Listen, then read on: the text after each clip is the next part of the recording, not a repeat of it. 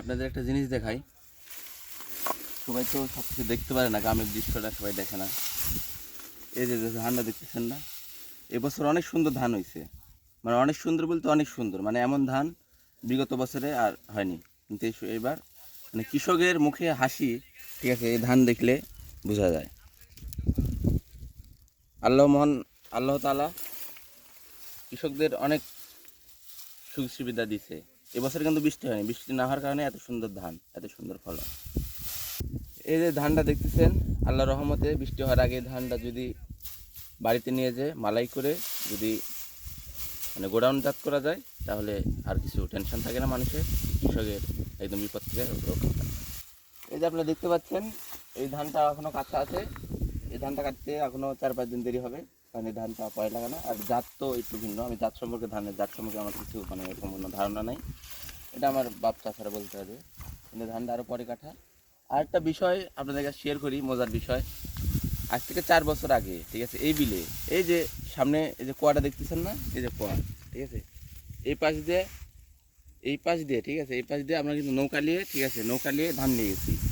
মানে এত পরিমাণে মানে ধান কাটা শেষ হয়নি, কিন্তু বান চলে আসছে মানে বিলের ভিতরে। মানে মানে কৃষকের যে এত মানে একটা কষ্টকর মুহূর্ত, সেই দৃশ্যটা যদি আপনারা সেই সময় দেখাতে পারতাম, সে বুঝতে পারতেন। মানে একটা আউট মানুষ বাড়িতে নিয়ে যেতে পারেনি, গরু ছাগল পালা বাড়িতে, মানে গ্রামে তো আপনারা তো বুঝেনি, মানে কষ্টকর হয়ে গেছিলো। মানে এই আটির উপর আটি রেখে, তার উপরে মেশিন রেখে, তারপর ধান মালাই করে বস্তাজাত করে ধান বাসায় নিয়ে যাওয়া হয়েছে। মানে এত পরিমাণ কষ্ট, মানে আপনারা বুঝতে পারতেছেন। মানে নৌকার উপরে ধান রাইখা নৌকা ঠেলে ঠেলে পানির মধ্যে ঠেলে ঠেলে নিয়ে যেতে হবে। ওই যে ওই পাশে একটা রাস্তা আছে, ওই যে রাস্তা আছে মানে মেন রোড, ওই মেন রোডে ধান উঠে ওখান থেকে গাড়ি করে মানে বাসায় নিয়ে যেতে হয়।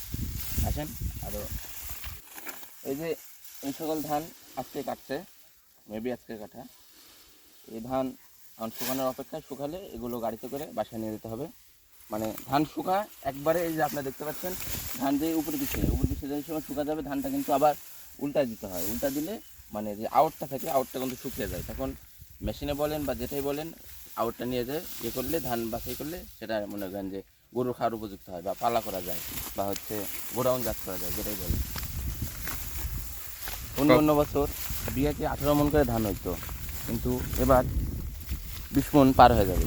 মানে কৃষকের মুখে এবছর অনেক হাসি ফুটবে, এবং আবারের দামও অনেক বৃদ্ধি।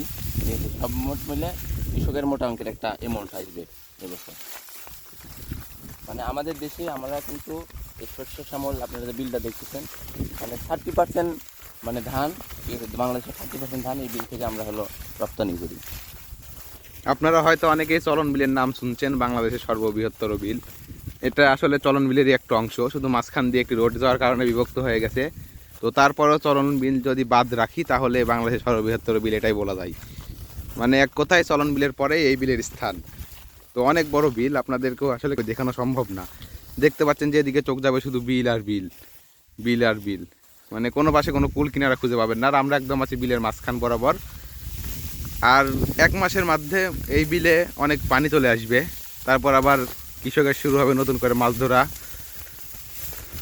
আপনারা দেখতে পাচ্ছেন, ভিডিওর মাধ্যমে অবশ্যই দেখছেন, এই বিলে কিন্তু একটা গাছ নেই। মানে মানে মানুষ যে হলো কাজ করার পরে যা বসবে, মানে বসে যে হচ্ছে মানে বিশ্রাম নেবে, সেটার কোনো উপায় নেই। এই যে ভাউরটা দেখতেছেন, এটা হচ্ছে বেসিক্যালি সেখানে মোটর থাকে, মোটর দিয়ে পানি তোলা হয় এই ভাউর দিয়ে। এখানে সমস্ত কিষানেরা এই এরিয়ার মধ্যে আছে ভাউর, এখানে এসে সবাই খাওয়া দাওয়া করে বা রেস্ট নেয়, যাই বলেন, এখানে রেস্ট নেয়। আমরা নিয়ত করছি এই ঘরের পাশেই একটা, মানে এখানে তো 6 মাস আবাদ হয়, আর 6 মাস বন্যায় ডুবে থাকে। এই জন্য যে কোনো গাছ লাগালে এটি হওয়ার সম্ভাবনা খুবই কম। আমরা চিন্তা ভাবনা করছি এখানে একটা হিজল গাছ দেবো। হিজল গাছ আপনারা জানেন পানিতেও হয়, আমরা হিজল গাছটা লাগানোর চিন্তা ভাবনা করছি। আপনারা পাশে থাকেন।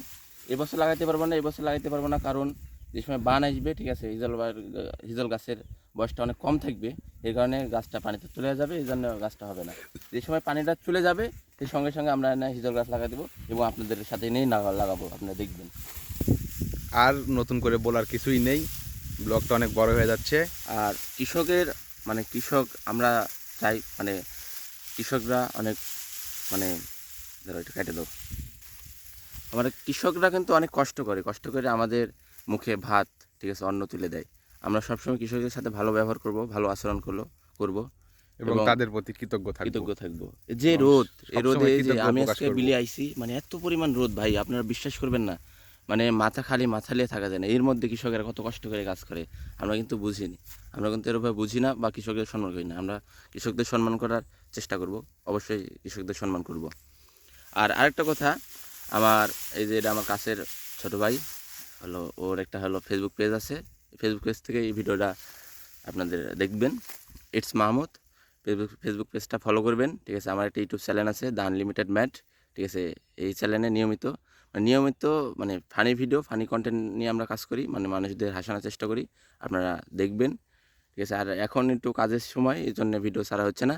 ইনশাল্লাহ গত 7 দিন পর থেকে আমরা রেগুলারই ভিডিও আপলোড করব। Tata, bye bye.